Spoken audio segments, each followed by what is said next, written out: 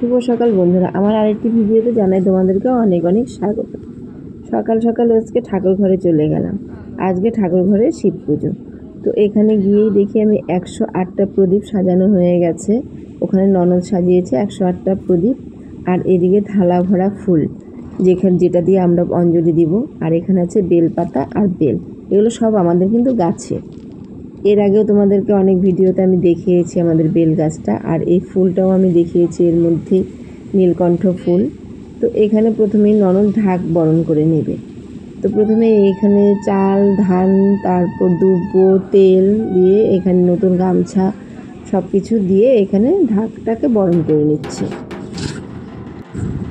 আর চন্দনটা paste হয়ে গেছে। আর এখন তো এইখানে সবগুলো প্রদীপ এক এক করে জ্বালিয়ে নেবে। 108টা প্রদীপ সহজে তো হবে না, অনেকটাই সময় লেগে যাবে। তো এখানে এক এক করে ও প্রত্যেকটা প্রদীপ জ্বালিয়ে নিচ্ছে। আর আমি পরে পুরো ভিডিওটা তোমাদেরকে দেখাবো যে প্রদীপটা জ্বালানোর পর ঠাকুরঘরটা কতটা সুন্দর হয়েছে। আর এখানে যজ্ঞে বসে গেছে পুরোহিত মশাই, আর ও এখানে অঞ্জলি দিবে। তো এখানে ওকে বলেছে যে তুই যতক্ষণ আমার যজ্ঞ চলবে তুই এখানে বসে একটা মন্ত্র বলে দিয়েছে, তুই মন্ত্রটা বল। তো ওখানে তাই করছে। আর আমাদের ভোলে বাবাটাকে দেখেই নিলে কি সুন্দর সেজে উঠেছে আজকে। মাথায় বেলপাতা, ফুল সব কিছু কিন্তু এখানে সোনার দেওয়া আছে। সোনার বেলপাতা, সোনার ফুল, ছোট্ট একটা সোনার ত্রিশূল। এরপর আরেকটা ভিডিওতে তোমাদেরকে আমি দেখিয়ে দেব। তো এখানে যজ্ঞে বসে গেছে, আর এখানে যজ্ঞ চলছে, আর ও পাশে মন্ত্র বলছে।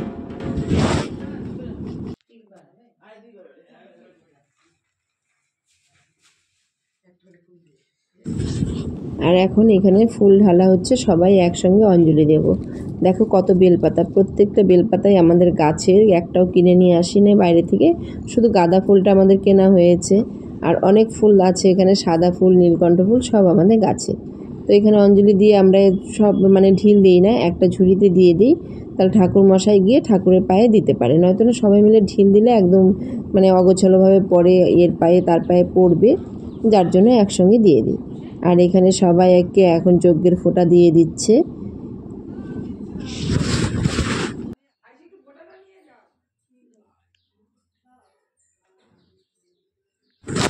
যজ্ঞের ফোঁটা সবারই নেওয়া হয়ে গেছে, আর এখন জল ঢালবো। তো এক এক করে জল ঢালবো। আর প্রত্যেকটা ভিডিও আমি করতে পারিনি আজকে, কারণ আমি একাই ছিলাম, মেয়ের যেহেতু পরীক্ষা, আর বারবার আমাকে ওপরে আসতে হচ্ছে। তো এখানে আমি মেয়ের এখানে এসেছিলাম, তখন সবারই প্রায় জল ঢালা হয়ে গেছে। তো এখানে আমি জল ঢেলে নেব, তারপর আমার ননদ জল ঢালবে, ঢেলেই আমি এখান থেকে বের হয়ে আসব।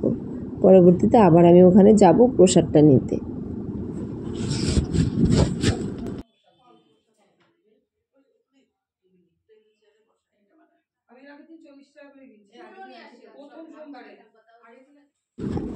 তো এখন যাব, গিয়ে প্রসাদগুলো এক এক করে বের করে নেব। যেহেতু আমাদের পুজোটা হচ্ছে দোতলায়, ঠাকুর ঘর আমাদের দোতলায়, আর এখান থেকে আমাদেরকে নিয়ে যেতে হবে নিচে, একতলায় নিয়ে যেতে হবে।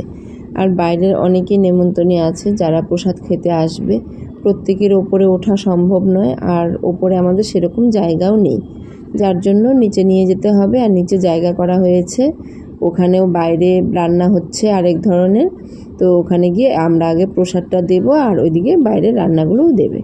তো এইখানে আমরা গিয়ে প্রথমে এখানে চালকলাগুলো একটু মেখে নেব। তো এখানে আজকে ননদই চালকলাটা মাখবে।